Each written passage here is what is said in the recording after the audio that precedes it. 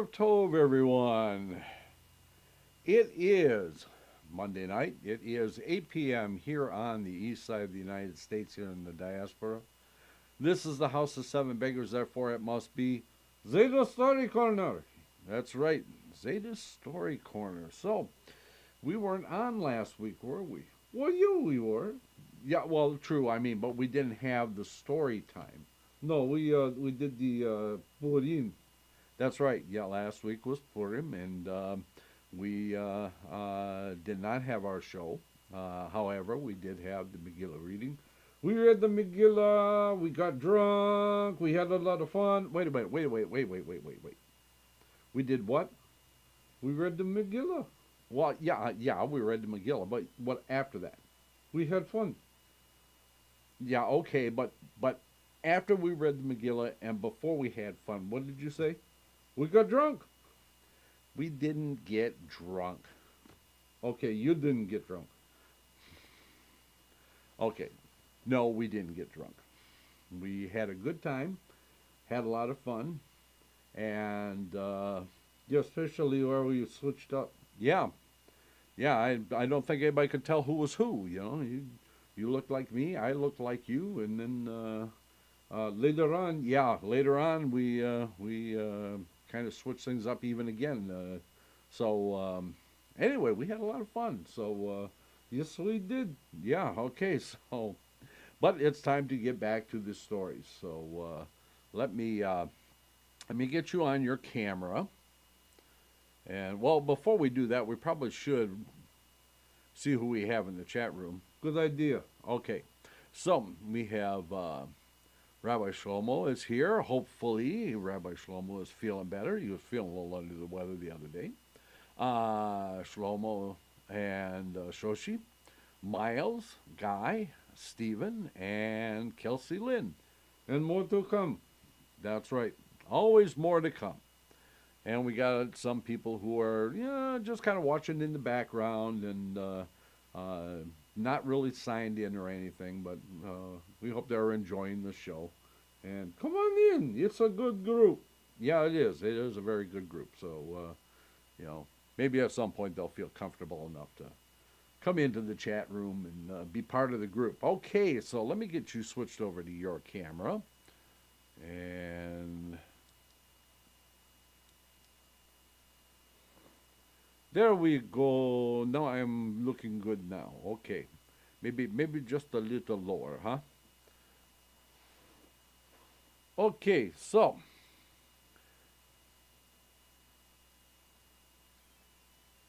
yeah, that's much better. Thank you very much. Okay. So last week or the week before, we started a story and we got just a little bit into it and we left it as a cliffhanger.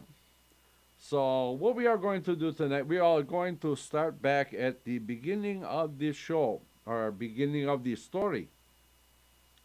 And this story is called The Orphan Boy Who Won the Bride. Okay, so we begin now. Once upon a time. Like you couldn't guess that was going to be the beginning, right? Okay. Once upon a time, there was a man who lived in a nobleman's domain. The man and his wife had been childless for many years, so he went to the rabbi in the nearby town and said, "Rabbi, my wife and I want a son. Won't you pray for us and ask the Lord to bless us?" And the rabbi said, "Yes, I will." So the rabbi prayed to the Lord, and his prayers were answered. The man's wife became pregnant and bore a son. Of course, the overjoyed parents invited the rabbi to the circumcision feast. Now, when the boy was 5 years old, his parents died, and there was no one to look after him. So the nobleman took the child into his own home and raised him himself. That's a nice guy. The boy, eager to make himself useful, learned how to build things using a saw and a plane and a hatchet. He made he made sleds and wagons and kinds of things like that. Several years went by in this way, and by the time he was 12 years old, he had quite forgotten how to speak Yiddish. Ah, such a shinda! One night, the boy's father appeared to the rabbi in a dream and said, Rabbi, my son no longer knows what he is. Take him away from the nobleman and instruct him in Judaism. Well, the very next day, the rabbi went to the nobleman and pleaded for the boy to be given to him, but the nobleman refused. Well, one way or another, the rabbi got the boy away from the nobleman and undertook to raise and instruct him. He taught him the rites of Judaism, when to wash his hands, how to make the bracha over bread, and so on. When the boy was 17, a letter came inviting the rabbi to a wedding in a distant land. The youth said, Rabbi, take me with you. I want to go. But the rabbi said, how can I take you? You don't have the right clothes. You can't go traveling, ragged as you are. Never mind that, replied the youth.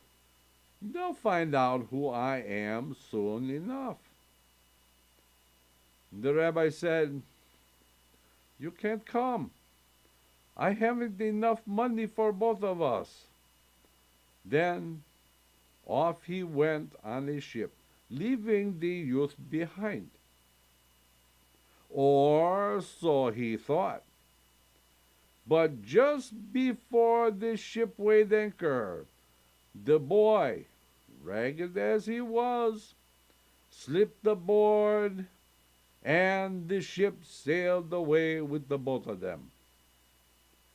They were mid-ocean before they knew it, and a great storm came up and blew the ship far out of its course until it came to rest, becalmed in the congealed sea. Days went by, and they stayed in the congealed sea, where there was nothing but derelict ships to be seen, and nothing to eat. Then one day a great storm blew up and broke the ship free and drove it across the ocean until it came to an island where they dropped anchor. The hungry passengers decided to explore the island, hoping to find berries and fruit to eat. The youth came up and upon an apple tree. When he climbed, he ate some apples and threw down some for the others, who ate the fruit and then fell asleep beneath the tree. Meanwhile, the youth too dozed up in the branches, where a little while later he was awakened by a stirring breeze. Startled, he looked around. Then he called excitedly, Rabbi, Rabbi, you should see the stones that are up here. And the rabbi called back, what do you see on the stones? I hardly know, the youth called down. It, it looks like very beautiful writing. Copy down what you see on a piece of paper and throw it down to me, said the rabbi. The youth did as he was bidden.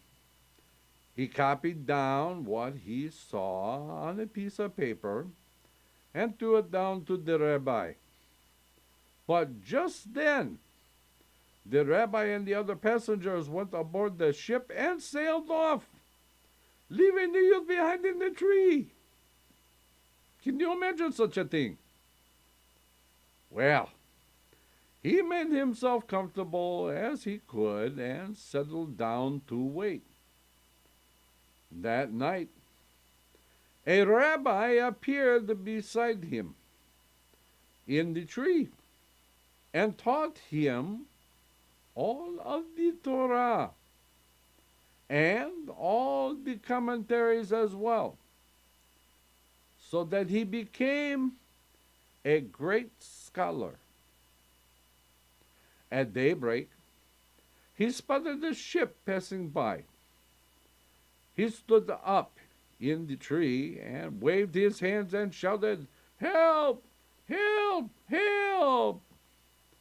Unfortunately, the people on the ship saw him and sent a boat that took him off the island and brought him back to the ship, which, as it happened, was also going to the town where the wedding was to take place. How fortunate for him, huh? When he arrived there, the youth took up lodgings in a poor man's hut. He passed himself off as a merchant looking for goods to buy. And the poor man who owned the hut said to him, "I've been invited to a wedding. Why don't you come with me?" "How can I go to a wedding?" said the youth. "Look how ragged I am." "Never mind," said his landlord. "I'll find you some clothes." The landlord kept his word. He found the youth some clothes, and they went to the wedding together. At the reception, before the wedding, even the rabbi who had raised the youth was unable to recognize him in his new clothes. The youth stood near a circle of rabbis and learned folks who were discussing and arguing various deep points of Torah commentary. At one point, the prospective bridegroom gave a learned address to the assembled guests. The youth stood by silently, an enigmatic smile on his face. The discussion, the disputation, the argument went on, and the youth all the while stood by with an enigmatic smile on his face. Something like this. Okay, finally, one of the rabbis was affronted and said angrily, "You, young man, you with the grin on your face, have you something to say? Say it." The youth then put such subtle, such profound questions to the company that no one was able to answer them. Everyone was so delighted with his performance that the mother of the bride said to the father, "Now that's the sort of husband our daughter should have." "You're right," her husband replied. With that, they canceled the betrothal on the spot and engaged their daughter to the learned stranger. I don't think you could get away with that these days.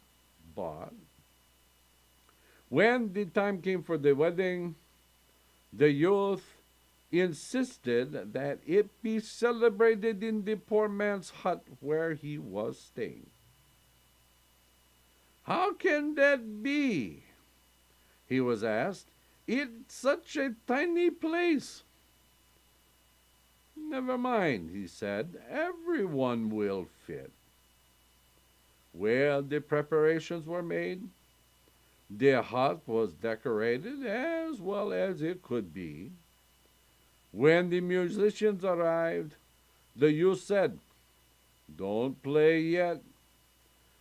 We won't have music until 12 o'clock. Meanwhile, more and more people came, and lo and behold, no matter how many entered the hut, there was always room for more. The entire population of the town came in, and the hut simply grew larger and larger. Then, all at once, the sky turned dark, and a gale blew up. The wedding guests ran outside and saw an enormous cloud descending from the heavens. When it reached the ground, the youth's father and mother stepped down from the cloud, and they were followed by David Hamelech, King David, and all his musicians. "Now play," cried the youth to the musicians. And they did. And the food was served, and the dancing began. And I too was there, and had a good little glass of brandy. From my beard it dripped, but none I sipped. As for the island, it was Gan Eden, the Garden of Eden. What a lovely little story. Okay, now this one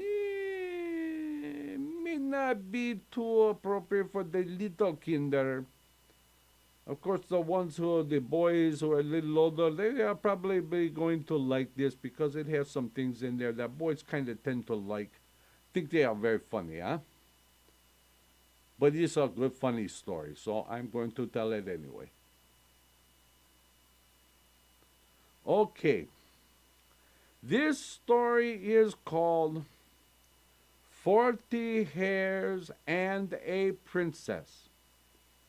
Now, this is not like hairs on the head. This is like hairs that hop around on the ground, okay? Just so you know. Okay. Can you guess how it begins? That's right. Once upon a time, there was a king who had an only daughter. Seems like most of the kings in these stories have one daughter, doesn't it? Occasionally they'll have a son, but usually the son is not too bright. But they always seem to have one daughter. Okay, anyway, so we get back to the story. A great many officers and generals wanted to marry her. But the king said to himself, "If I give her to one of them, all the others will be angry." So he thought of a plan. He would put a gold ring on her finger and set her up in a high place. And whoever could snatch the ring would become her husband. So that's what he did. And men came from all over the world to try to snatch the ring from her finger, but none succeeded. One day, a shepherd boy in ragged clothes showed up. He approached the princess sitting on her high perch, and with a great bound, he snatched the ring from her finger. The king and the courtiers, seeing how shabbily he was dressed, were unwilling to let him marry her. But what was to be done? Well, they said, to tell the truth, there's another test you must pass. You see those hutches? Inside are 40 hares. We want you to drive them into the woods each day and bring them home at night. But be warned, not a single hair must be missing. If you fail the test, you're a dead man. Said the boy to himself, for the hares aren't easy to control. And even if I drive them into the woods, how can I drive them back? Yet, if a single hair is missing, I'll pay with my life. Still, if I want to marry the princess, I'll have to try. So, he turned the hares loose and managed one way or another to get them all into the woods. Probably not as difficult as herding cats, but it's got to be pretty close, don't you think? Okay, so he got them all into the woods, but there they ran off in all directions. He thought sadly, I'm a fool and a dead man. I'll never be able to round them up. As he walked gloomily through the woods, he chanced to look down and saw a whistle lying on the ground. He picked it up and blew on it. Immediately, all 40 hares came running to him. He thought, a fool with a little luck is only half a fool. Let's see. I wonder if they'll follow me to an open field. So he started piping on his whistle, and the hares all followed him to the field. Well, they seemed obedient, he said. Let's see if I can turn them into soldiers. Hey there, he called to one of the hares. You can be a sergeant. And you, he said, pointing to another, you can be a platoon leader. He pointed to a third and said, and you can be the squad leader. Then he shouted, fall in. Yeah, I would do that like Arlie Amory, but I can't do it like him. But anyway, back to the story. And when they had lined up, he taught the hares how to march in formation. Back at the king's court, a huge crowd gathered to wait for the execution. But, lo and behold, there was the shepherd boy, marching at the head of his hares, like a military troop. He marched them into their hutches and cried, fall out! And all 40 went into the hutches and settled down for the night. The king and his courtiers counted all the hares and found that not one was missing. But they didn't want this ragamuffin to marry the princess. So what were they to do? By hook or by crook, they decided they had to make him lose a hair. The next day, when the shepherd had marched the hares out of the palace, the king himself, wearing a disguise, followed him to the woods. There he said to the boy, who recognized him at once, who owns these marching hares? "They are the king's," replied the shepherd. "Sell me one."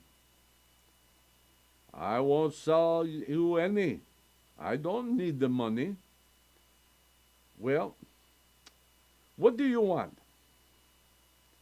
"If you kiss the place beneath the sergeant's tail," said the shepherd, "I'll give you a hair." So the king agreed. And when he had kissed the place beneath the sergeant rabbit's tail, the shepherd gave him a hair.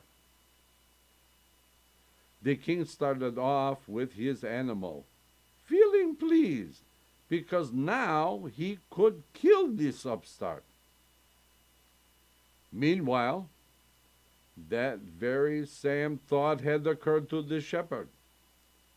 "Well," he said to himself, "let's see what my whistle can do." He blew on it, and lo and behold, the king's hair leapt out of his arms and ran back to the shepherd. When the king returned to the palace empty-handed, he was too embarrassed to confess that he had lost the hair, so he said, "The shepherd refused to sell me one." Hearing this, the queen said, "I'll go tomorrow. He'll sell me a hair." So we are going to pause right here. We are going to take our 6-minute break. And when we return, we shall see what happens with the queen. See if she gets to buy a hair. So, everyone stay tuned. We'll be back in 6. Let's all go to the lobby. Let's all go to the lobby. Let's all go to the lobby to get ourselves a treat. Delicious things to eat. The popcorn can't be beat. The sparkling drinks are just dandy. The chocolate bars and the candy. So let's all go to the lobby to get ourselves a treat. Let's all go to the lobby to get ourselves a treat. It's intermission time, folks, so hurry, hurry, hurry. Step right over to our refreshment center for the most extravagant array of refreshment goodies ever assembled under one roof. Enjoy breathtaking, mouth-watering goodies, everything from a snack to a delicious full meal. At our refreshment center, you'll find a large variety of goodies to satisfy your hunger, your thirst, or your sweet tooth. So hurry, hurry, hurry. Visit our refreshment center now. The show starts in 5 minutes.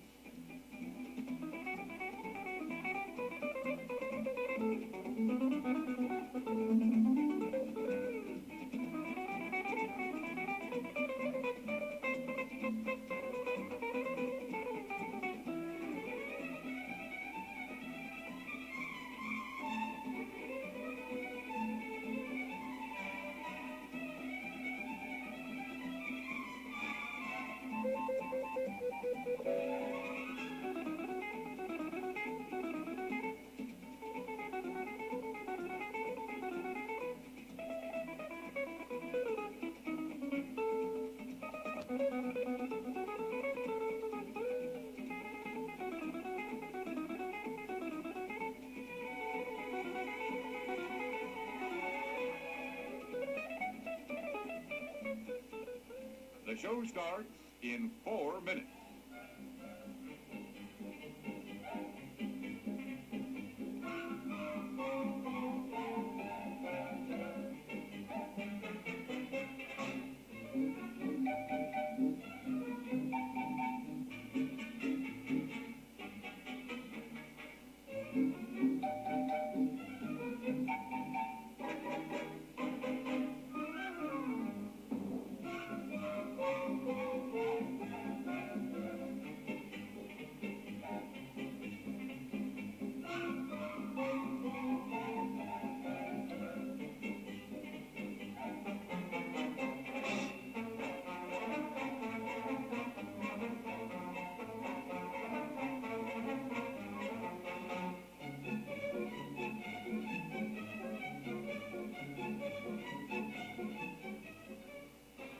show starts in 3 minutes.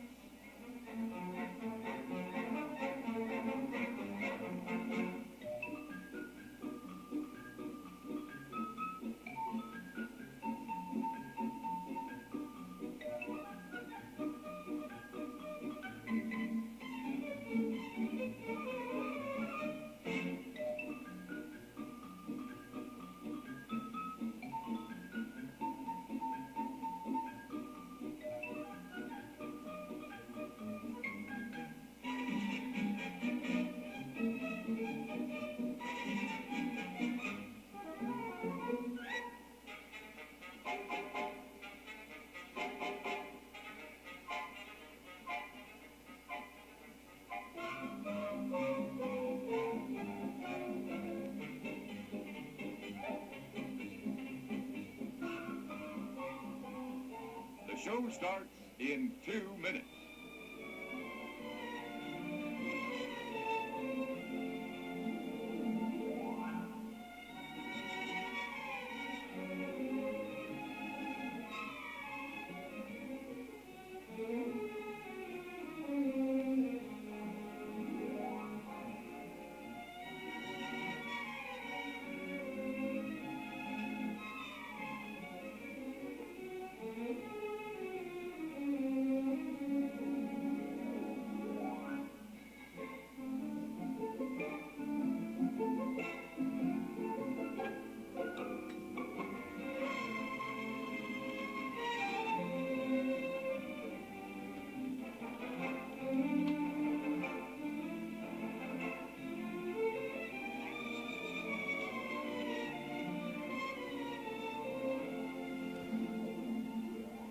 The show starts in 1 minute.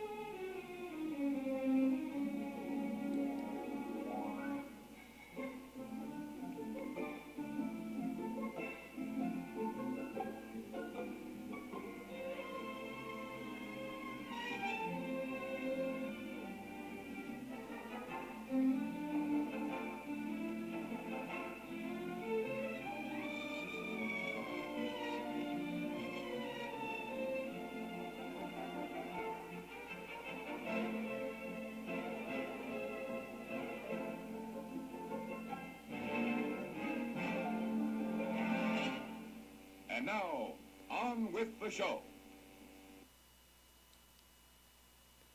And we are back. Okay. So let us find out what happens with the 40 hairs. Okay. So the king didn't have any luck. So now it's the queen's turn. Okay. The next morning, the shepherd gathered his army of hares and marched off into the woods, where he passed the time by drilling them. He beat on a drum, and the hares marched to its beat. Meanwhile, the queen in her coach rode into the forest, approached the shepherd, and said, "Sell me a hare." He replied, "I won't sell any of my hares. But if you kiss the place beneath the tail of my platoon commander, I'll give you one." Well, she was the queen, after all, but she was determined to cheat him out of one of his hares. And though the place beneath the hare's tail was soiled, she kissed it. The shepherd said, "That hare is a platoon commander. You'll have to do better than that. Give him a really good kiss." And so she kissed the place again. Then he said, which of my hairs do you want? Whichever hair you say, she replied. Choose one for yourself.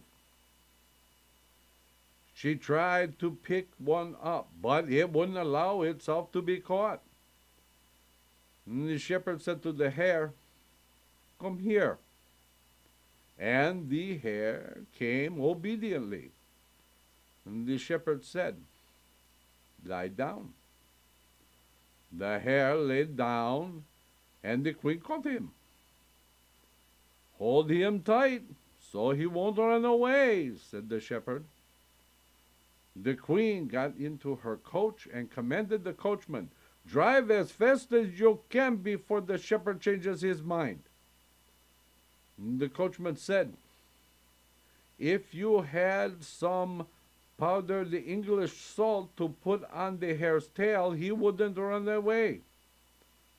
Well, I don't, she said, so let's get moving. As they sped away, the shepherd sounded a note on his whistle, and the hare tore itself from the queen's grasp and ran back to him. The queen sat stunned, and when she got home, she too lied.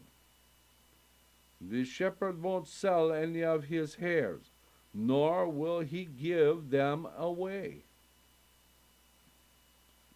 That night, the king and the queen and their courtiers talked and talked, and decided to send the princess to him the next morning. Since the shepherd wanted to marry her, they reasoned he would surely give her a hare. And if he came home missing a hare, he was a dead man. So, in the morning, the shepherd got up and went to the forest to drill his army of hares. The princess, his bride-to-be, started off carrying preserves and other delicacies, as well as a bottle of brandy to make the shepherd tipsy. In addition, the queen had given the princess some powdered English salt to sprinkle on the hare's tail. The princess arrived in the forest and said to the shepherd, See, I brought you some preserves and a little bit of brandy. Eat, drink, let's be jolly together. The shepherd had a little glass of brandy and ate some of the preserves. A while later, the princess said, I have to go now, but it would be nice if you gave me a hare. I'd love to have one to play with at home. The platoon commander will be unhappy if I give you a hare, said the shepherd. But if you kiss him 3 times on the place beneath his tail, he will most likely agree. The princess thought, Well, the platoon commander won't tell anyone. And if I get home with the hare, the shepherd will be a dead man. So I might as well kiss the place under the tail 3 times. And so she did. And the shepherd gave her a hare. She got into her coach, and they started off quickly. She was just reaching for the English salt when the shepherd sounded the whistle. The hare leapt out of her arms and ran back to its master. Oh dear, she said to herself, I kissed the place beneath the hare's tail 3 times, and I still have no hair. What excuse can I give? Back at the palace, she said that the shepherd had refused to give her a hare. Everyone sympathized, but the king and queen each guessed what had happened. So the royal family and their couturiers were in turmoil. "What is to be done with this shepherd?" they asked. "How can we get rid of him?" And they devised another plan. The next day, they sent for him and said, "There's one more test before you can marry the princess. If you fail to perform it, you will be killed, and that will be the end of you. Now listen, tomorrow there will be a great banquet, and at its height will tell you what you must do. Now, go and be at the banquet tomorrow." The banquet took place the next day, and there was a huge crowd there. At the height of the festivities, the king called the shepherd to the podium and announced, "Ladies and gentlemen, as his last task to fulfill before he can marry the princess, the shepherd here will fill this sack with words. If he fails, it's off with his head." The shepherd looked into the sack. Then he looked at the audience and wondered, how can a sack be filled with words? Then, turning to the audience, he said, "So, you want a sack full of words? Well, let me put these words into it." And he began to tell the story of his experiences with the royal family.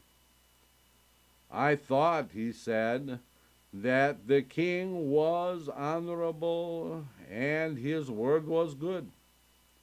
So I snatched the ring from the princess's hand. But did I get the princess?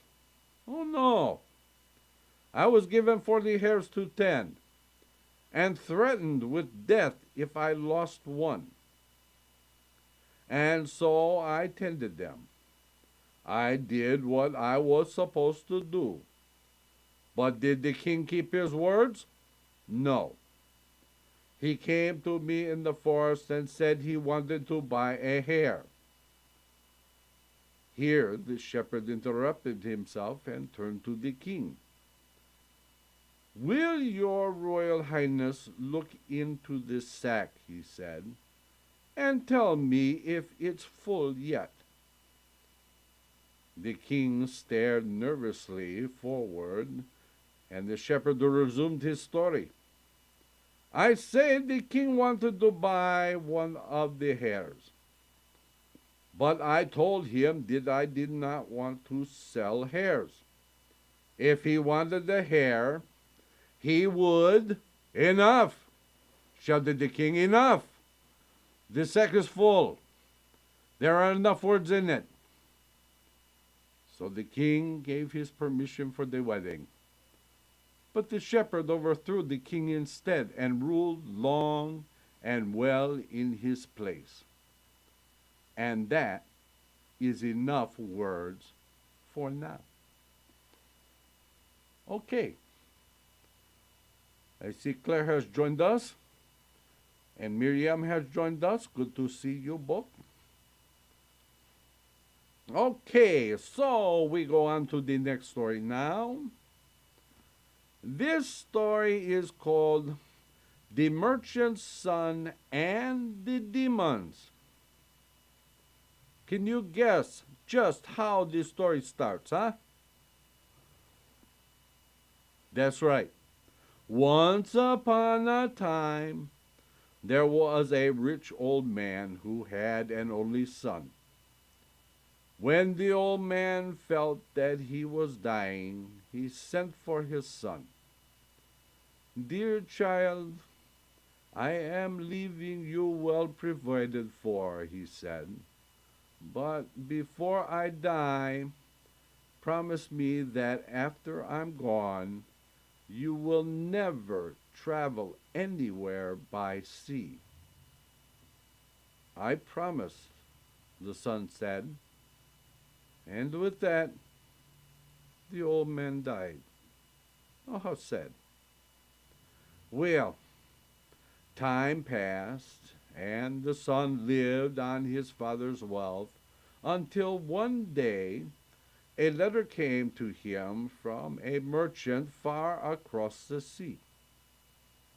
Dear sir, the letter said, here in my country there is a fortune waiting for you, money that is owed to your father. It would be a pity for so much money to go to waste. Why don't you come and get it? Without a moment's thought, the merchant's son left his wife and child, hurriedly boarded the ship for the land beyond the sea. Now he had not traveled far when a storm blew up. The winds howled, the waves tossed, and all at once there was a terrible shudder and the ship began to sink. It was then that the merchant's son remembered the promise he had made to his father and began to repent from the bottom of his heart. Then suddenly he was assailed by a terrible dizziness and fainted dead away. As he lay there in a trance, his father appeared before him and said, "Well, my son, is this how you keep your promises?" "Father, father," begged the son, "forgive me. Oh, forgive me. Take pity on me. If not for my sake, then for my wife and my only son." The winds howled, the waves tossed, and the youth prayed. At last, his father said more kindly, "Very well, listen to me. When you come to, you will find yourself clinging to a log. Just hold on, and it will keep you afloat until it drifts ashore. There you will find an eagle waiting for you. You must let the eagle take you where it will." Having said that, the father disappeared. And lo and behold, that's what happened. When the young man came to, the ship was nowhere to be seen, and he found himself in the water, clinging to a drifting log. It was sunset. Soon it would be dark. Just then, the rich man's son heard cries of beasts nearby and realized that he was near shore. So he turned loose the log and swam toward the land. He dragged himself ashore, and suddenly there was a whoosh in the whirl and a spiral motion before his eyes. Before he knew what was happening, he was high in the sky, caught in the eagle's beak, and being carried higher and higher. When he looked down, he saw tiny trees in one place, in another, small streams. If he should chance to fall from such a height, there would not be an unbroken bone left in his body. "Oh Lord," he cried, raising his eyes to heaven, "please don't let me fall." With that, he felt the beat of the eagle's great wings gradually slowing, and felt how they were descending lower and lower until the eagle landed. Not on the moon, though. That's a space joke. Anyway, on the ground, the creature opened its beak and flew away. "Where in the world am I?" said the rich man's son as he looked around. At that moment, he heard the voices of children in the cheder reciting their lessons. He followed the sounds until he came to a little house, a Steibele. He went in and saw the Malamaid, the teacher, sitting around the table with his pupils. He approached the teacher, put his hand out, and greeted him politely. To his dismay, he was told by the teacher that he was in the land of demons. The rich man's son wept bitterly. Pitying him, the teacher said, "Stay here with me. I'll hide you from them." And so he did. But one day, the rich man's son had an impulse to go out for a walk. He had hardly taken 2 steps when a couple of demons seized him and took him to the court of Asmodai, king of the demons. "And who may you be?" said Asmodai sternly. "A poor man who has been driven by misfortune into your country." "A mortal, eh?" "A mortal!" roared Asmodai, his eyes glowing so fiercely that the merchant's son was certain that he was about to be swallowed whole. "Your kind and my kind are not the best of friends. The question is, shall I kill you now or later?" The rich man's son stood trembling while Asmodai continued to mutter to himself. Finally, the king of the demons said,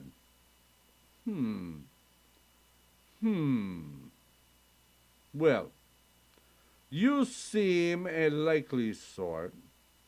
In your case, I think I'll make an exception." He added, "I'm going to need someone to take charge here while I go off and fight my new war." And so, as the weeks passed, Asmodai prepared to go off to war. The rich man's son settled down in the demon's kingdom. With each passing day, Asmodai grew fonder and fonder of the mortal and trusted him more and more. One day, Asmodai sent for the rich man's son. "Well, sir, I'm off to war. Here, take these," he said, handing over a great bundle of iron keys.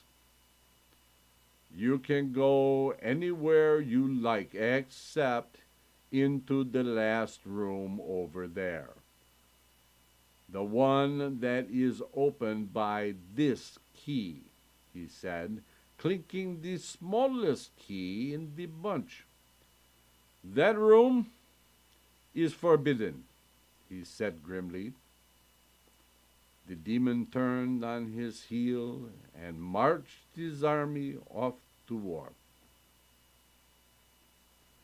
Left alone, The rich man's son wandered from room to room, admiring the wealth and luxury he found everywhere. Finally, he came to the room into which he had been forbidden to go. He paused, terribly tempted to open the door with the little key, whose click he seemed to be hearing once again. But it was not the sound of the key he heard. Oh no. It was the sound much more beautiful. A sound so enchanting that he pressed himself against the door to hear it better. It was a woman singing. For a while he listened. Then, overcome by the melody, he unlocked the door and went in. The woman turned, and he saw that she was as dazzlingly beautiful as her song. And she, the moment she saw him, flung her arms around him and kissed him.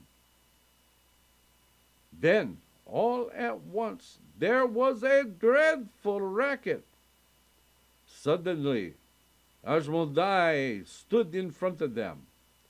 Red and wrathful, his eyes flashed, his sword drawn, ready to kill.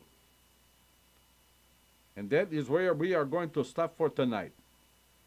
You know how much I love a cliffhanger, huh? Okay. So I want to thank you all for being here tonight.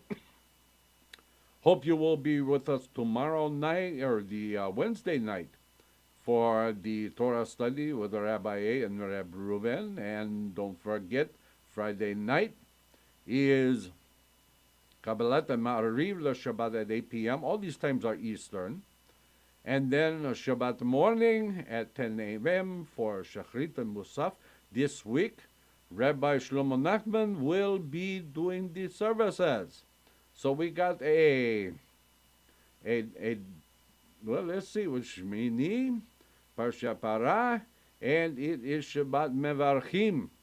So we got three things going this Shabbat. So hope you will all be there, and I hope you will be with us next week so we can finish to find out what happens. Is he going to get killed? Or is he going to outsmart Ashmodai? We will just have to wait and see. Until next time, everyone, Laila Tov.